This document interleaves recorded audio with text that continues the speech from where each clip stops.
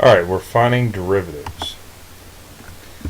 Let's say we're given we'll just say f of x is equal to 5, actually let's write it like this, 5 over x, and we want to find the derivative. In other words, we're asked to find f prime of x. We want to find f prime of x. So what I'm going to have to do here is I'm going to rewrite this first. We're going to rewrite it, and then we're going to take the derivative of it. So I hope that sounds good. Alright, so we have f of x is equal to, now I'm going to take this x, which is raised to the first power, and I'm going to take this up into the numerator. Alright, so this ends up becoming a negative 1 here. So as you can see, we rewrite, we have 5x to negative 1. Now we can do the power rule. Alright, so I'm going to go ahead and now say f prime of x is equal to, so we take the negative 1, we bring it out front, and then we rewrite the 5. It's x now raised to, well, we subtract 1 from the exponent, so that becomes a negative 2. So negative 1 minus 1 is negative 2. Now, of course, we need to clean this thing up. Right, we always got to clean it up. So we have f prime of x is equal to, so we have negative 1 times 5 is negative 5, x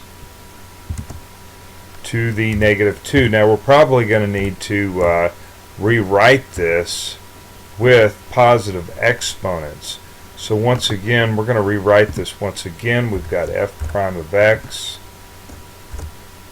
is equal to, now what I could have done here is just actually, instead of keep writing f prime of x, we just say equals. I should probably do it this way. Alright, you don't have to write f prime of x every time. We just say equals to. Now what I'm going to do now is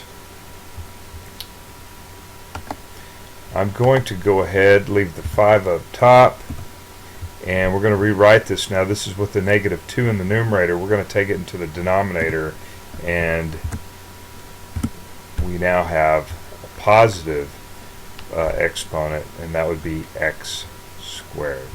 So there you go. F prime of x is equal to negative 5 over x squared, and that is the derivative of f of our original, as you can barely see up here on the Jumbotron. Yeah, okay, whatever. Alright, let's see if I can squeeze another one in. Okay, so actually I kind of rewrote this even a little bit differently. This has been linearized. I guess you could say that.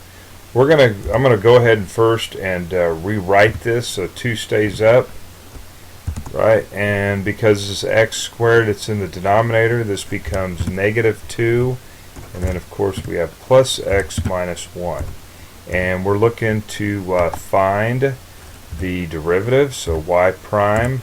Now of course you notice I used some different notation here. We've been using the d over dx, the f prime, and now we need to look at this. So you never know what you might be asked on a test. So we're going to take the negative 2, bring it out front, rewrite that coefficient, subtracting 1 from the exponent, so that becomes a negative 3, and the derivative of x, okay, is just 1, and of course the derivative of negative 1 is 0. So now what we're going to want to do is clean this up a little bit. So we have y prime is equal to negative 4x raised to the negative 3, and then of course plus 1.